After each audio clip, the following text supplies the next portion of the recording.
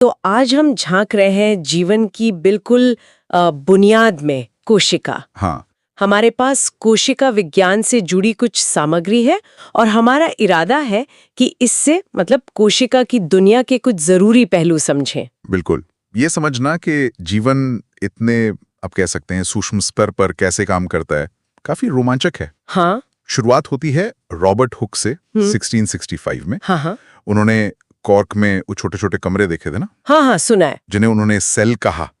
और बस वहीं से कहानी शुरू होती है कि सारी जीवित चीजें इन्हीं इकाइयों से बनी हैं। कमाल है, मतलब हम सब ये अनगिनत छोटे कमरों से बने हैं। अच्छा, तो ये कोशिकाएं भी अलग अलग तरह की होती हैं क्या? प्रोकैरियोटिक, यूकैरियोटिक, कुछ ऐसा? हाँ बिल्कुल, ये एक, आप कह सकते हैं, मुख्य विभाजन है। प्रोकैरियोटिक कोशिकाएं वो थोड़ी सरल होती हैं, जैसे बैक्टीरिया में मिलती हैं। इनमें मतलब कोई असली केंद्रक या न्यूक्लियस नहीं होता और झिल्ली वाले दूसरे अंग भी नहीं। अच्छा। दूसरी तरफ है यूकैरियोटिक कोशिकाएं। ये पौधों में, जानवरों में और हम इंसानों में मिलती हैं।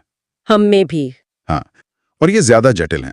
इनमें एक व्यवस्थित केंद्रक होता है जो डीएनए को संभाल के रखता है, और कई छोटे छोटे अंग होते हैं जिन्हें ऑर्गेनेल कहते हैं। ऑर्गेनेल? हाँ, जो खास काम करते हैं। जैसे एक फैक्ट्री में अलग अलग डिपार्टमेंट होते हैं ना। हाँ, फैक्ट्री वाला उदाहरण अच्छा है।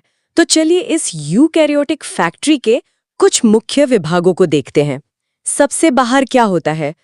कोशिका झिल्ली और वो भित्ति। पौधों की कोशिकाओं में तो सबसे बाहर एक मजबूत कोशिका भित्ति होती है, वो ढांचा देती है। अच्छा। लेकिन सभी यूकैरियोटिक कोशिकाओं में एक कोशिका झिल्ली जरूर होती है। इसे आप कोशिका का क्या कहते हैं, दरवाजा और गार्ड समझ सकती हैं। दरवाजा और गार्ड, ठीक है। हाँ। ये तय करती है कि क्या अंदर आएगा, क्या बाहर जाएगा, मतलब कोशिका को सुरक्षित रखती है। ओके, गार्ड तैनात है। अब फैक्ट्री चलाने के लिए एनर्जी, ऊर्जा कहाँ से आती है? यहाँ माइटोकॉन्ड्रिया का जिक्र है। Power house? एकदम सही। माइटोकॉन्ड्रिया कोशिका के लिए ये बिजली घर हैं। बिजली घर? हाँ, ये भोजन को एटीपी नाम की ऊर्जा में बदलते हैं।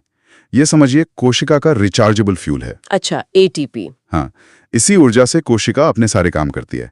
अल्टमैन ने इन्हें सबसे पहले देखा था 1886 में। ठीक है, ऊर्जा मिल गई, लेकिन फैक्ट्री में काम करने के लिए मशीनें, पुर्जे, वो सब, सुना है प्रोटीन ये काम करते हैं और वो राइबोसोम में बनते हैं। बिल्कुल, राइबोसोम जो हैं वो कोशिका की प्रोटीन बनाने की मशीन है। Protein factory. हाँ, कह सकते हैं। प्रोटीन ही कोशिका के ज्यादातर काम करते हैं, ढांचा बनाने से लेकर संदेश ले जाने तक सब। पैलेडे ने इन्हें खोजा था 1955 में। अच्छा। हाँ, ये या तो कोशिका द्रव्य में तैरते रहते हैं या फिर वो अंतःप्रद्रवी जालिका होती है ना, उससे जुड़े होते हैं।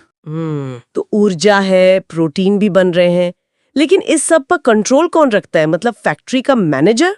वो है केंद्रक, न्यूक्लियस। न्यूक्लियस? हाँ, रॉबर्ट ब्राउन ने इसे खोजा था। ये कोशिका का कमांड सेंटर है। Command centre? हाँ, इसी के अंदर हमारा सारा जेनेटिक ब्लूप्रिंट यानी डीएनए गुणसूत्रों के रूप में, मतलब क्रोमोसोम्स के रूप में सहेज कर रखा होता है। ओह। इंसानी कोशिका में ऐसे 23 जोड़े क्रोमोसोम्स होते हैं। हाँ, हमारी पूरी जानकारी उन्हीं में बंद है। पूरी जानकारी? और ये लाइसोसोम क्या है? इन्हें आत्महत्या की थैली कहा जाता है। ये नाम थोड़ा डरावना है। हाँ, नाम थोड़ा नाटकीय जरूर है, पर इनका काम बहुत जरूरी है। डी डुए ने इन्हें खोजा था। D Doue? लाइसोसोम कोशिका के सफाई और रिसाइकलिंग डिपार्टमेंट जैसे हैं। अच्छा, सफाई वाले? हाँ, इनमें बड़े तेज एंजाइम होते हैं जो टूटे फूटे हिस्सों को, कचरे को पचा डालते हैं। और हाँ, अगर कोशिका बहुत बीमार या पुरानी हो जाए तो कभी-कभी ये फटकर पूरी कोशिका को ही खत्म कर देते हैं। अरे, ताकि बाकियों को नुकसान ना हो। इसीलिए वो नाम पड़ा। समझ गए। तो ये कोशिका की अपनी सफाई व्यवस्था भी है। कमाल है। अच्छा, संक्षेप में कुछ और हिस्सों का भी जिक्र था। गोल्जी काय, वो अंतःप्रद्रव्य जालिका, लवक, रसधानी, ये सब क्या है? हाँ, ये सब भी मिलकर काम करते हैं। जैसे गोल्जी काय है, वो पोस्ट ऑफिस की तरह है। प्रोटीन और दूसरी चीजों को पैक करके सही पते पर भेजता है। अच्छा, पैकेजिंग और डिलीवरी? बिल्कुल। अंतःप्रद्रव्य जालिका वो प्रोटीन और वसा बनाने और ट्रांसपोर्ट में मदद करती है। लवक जैसे क्लोरोप्लास्ट वो सिर्फ पौधों में होते हैं और धूप से भोजन बनाते हैं। फोटोसिंथेसिस? हाँ, वही। और रसधानी स्टोर रूम जैसी है, पानी, पोषक तत्व जमा करती है। ये सब मिलकर ही कोशिका को चलाते हैं। अद्भुत। और इस सबके पीछे वो जेनेटिक ब्लूप्रिंट है, डीएनए, वॉटसन और क्रिक की वो दोहरी कुंडली वाली खोज, वो कितनी अहम थी। बेहद अहम। 1953 में उनकी वो खोज, उसने समझाया कि जेनेटिक जानकारी स्टोर कैसे होती है और एक पीढ़ी से दूसरी में जाती कैसे है। डीएनए की वो घुमावदार सीढ़ी जैसी संरचना, डबल हेलिक्स, वही तो जीवन का कोड है। सही कहा। और ये कोशिकाएं, ये बढ़ती कैसे हैं? विभाजन का भी जिक्र था। विर्चाओ ने कहा था कि हर कोशिका एक पुरानी कोशिका से ही आती है। सही। कोशिका विभाजन बहुत जरूरी है।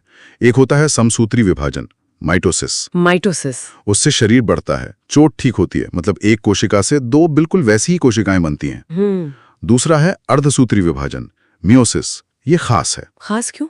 ये सिर्फ जनन कोशिकाएं बनाने के लिए होता है, जैसे स्पर्म और एग। इसमें गुणसूत्र आधे हो जाते हैं। आधे क्यों? ताकि जब फर्टिलाइजेशन हो तो नई पीढ़ी में माता पिता दोनों से आधे आधे गुणसूत्र आए और संख्या फिर से पूरी हो जाए। इसी से विविधता भी बनी रहती है। ओह, तो ये सब मिलकर ये कोशिका तो वाकई एक पूरी दुनिया है अपने आप में, अविश्वसनीय रूप से व्यवस्थित। बिल्कुल। हर हिस्सा अपना काम पूरी कुशलता से कर रहा है। एक गजब का तालमेल है। ऊर्जा बनाना, निर्माण करना, कंट्रोल रखना, सफाई करना, सब कुछ एक नन्ही सी जगह में। यही तो जीवन का आधार है। सच में।